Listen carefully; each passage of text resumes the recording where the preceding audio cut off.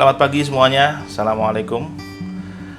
Di video kali ini ya saya akan menyampaikan hal yang mungkin sedikit lebih sensitif ya, atau bikin orang baper ya. Apa temanya? Yaitu apa perbedaan lawyer yang so-so, yang biasa-biasa saja, dengan lawyer yang outstanding, yang istimewa. Oke, kita bahas ya. Perbedaan yang pertama adalah tentang kedalaman pemahaman akan suatu masalah. Ya, lawyer yang so-so, yang biasa-biasa saja, dia mengerti suatu permasalahan tapi tidak terlalu dalam.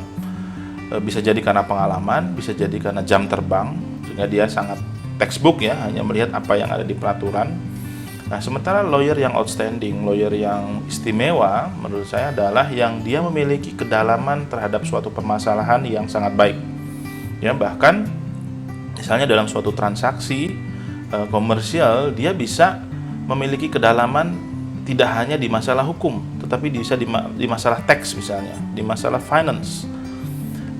Dia bisa memberikan advice, if you go this way, maka tax konsekuensinya seperti ini, yang seharusnya ini bisa sedikit di save, sedikit dikurangi ya, kalau kita nggak going that route gitu ya, tapi kita melakukan dengan cara seperti ini. Atau misalnya dia seorang corporate lawyer tapi dia memiliki kedalaman dari sisi technical ya, misalnya kita bicara tentang EPC kontraktor, dia bisa memberikan view dan advice terkait dengan technical matters yang di dalam kontrak itu. Jadi ciri yang membedakan adalah kedalaman pemahaman akan satu masalah.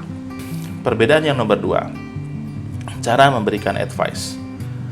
Lawyer yang biasa-biasa saja, ketika dia akan memberikan advice, biasanya dia akan melihat peraturan bunyinya seperti apa, kemudian dia tulis ulang peraturan itu, kemudian dia sampaikan kepada klien, yang kurang lebih outcome-nya adalah yes, you can do this, or no, you cannot do that ya.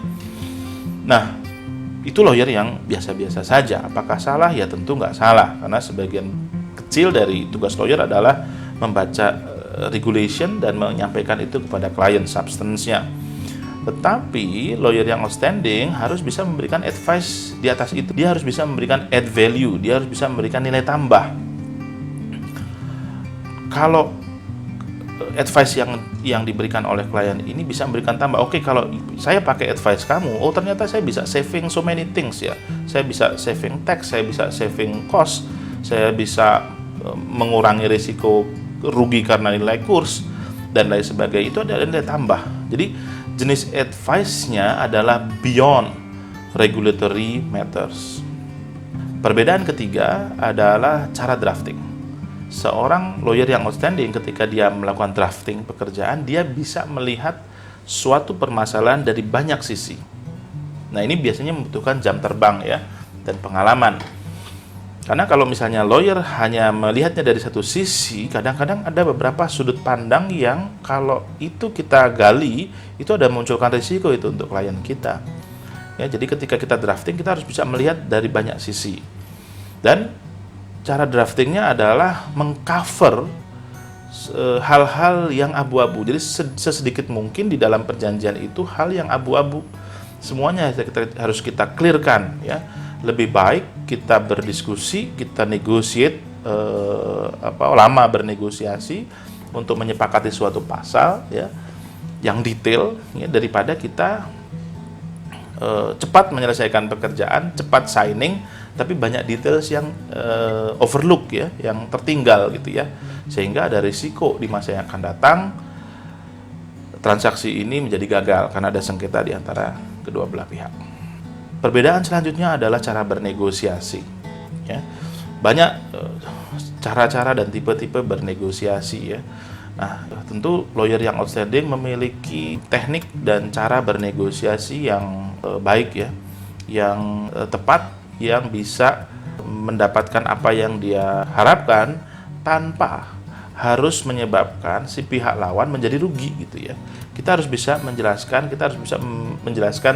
rasio dari setiap request kita, rasional basis dari setiap proposal kita harus bisa jelaskan itu.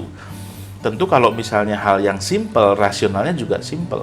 Tapi kalau hal yang kompleks, nah si lawyer yang outstanding ini punya kemampuan untuk menjelaskan sesuatu yang kompleks dalam bahasa yang sederhana.